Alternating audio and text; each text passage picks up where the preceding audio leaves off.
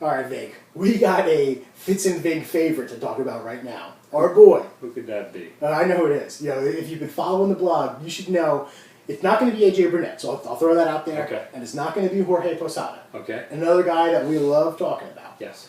The other guy. Got to be Tiki. Got to be Tiki Barber. that should I say joke of a running back? Yes, You want to say that's now fair. at this age, who's not in the league, bashed his team. I say joke of a human being. Joke of a human being. Yeah, he's had many more transgressions as a human being than just as an actual teammate and running back. So, where's he standing today? Where are we going to see him, this football season? Because he's coming back because he needs the money. Right, exactly. So Tiki Barber, got a divorce, owes a lot of money towards his towards that settlement. Well, slow down. Tell me a little bit more about the divorce. So if you've been keeping up with the Fitz and Vig show, then you'll know that Tiki Barber, look, divorces happen, okay, and not going to come down on those who split up after many years of marriage, but the way Tiki did it, gets his wife pregnant.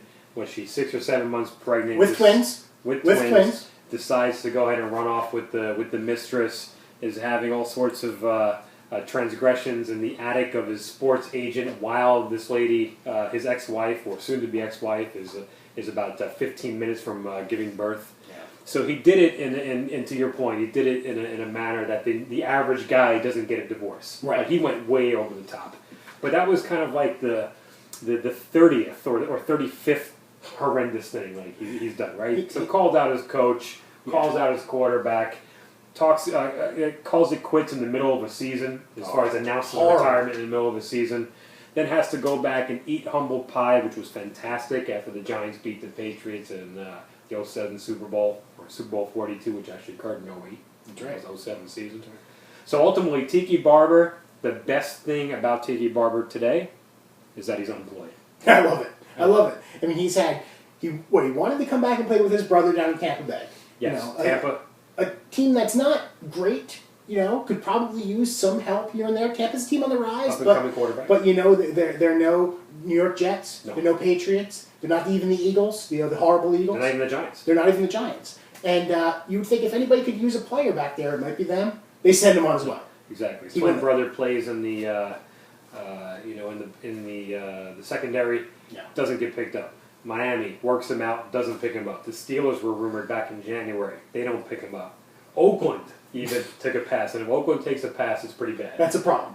It's pretty bad. That's a team who could use a lot of things. And you sweet talk Al Davis. Let Tiki work his magic on him. You'd think you'd get at least a 1-year guaranteed $2 million. Out of Al. An incentive-laden deal, as Right. they say, right? The reason why we love picking on Tiki, I think, is it really stems from not necessarily the divorce proceedings and how he went about that, because things like that kind of can happen. But again, that was a 30th or 35th thing he did wrong. Yeah. I don't like a guy calling out his coach. Don't like a guy calling out his quarterback. Don't like when a dude goes ahead and announces a retirement in the middle of a season, which is a total distraction to the rest of the team who's trying to make a playoff push.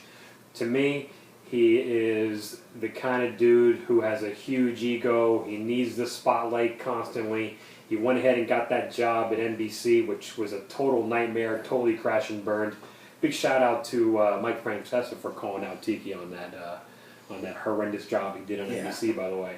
And I just think that it's good to see a guy like Tiki get knocked down a notch. Yeah, I like it. I'm hoping he spends the entire season sitting on the couch somewhere, and to make money, he comes back as a high school football coach. Good for that team. They get some notoriety. He gets a good low-level payment. He can cover his rent. But that's all you deserve, Tiki. No more than that. I'd give him low-level college. He can go work with Isaiah Thomas down at Florida International. There you go. They'd fit in well together.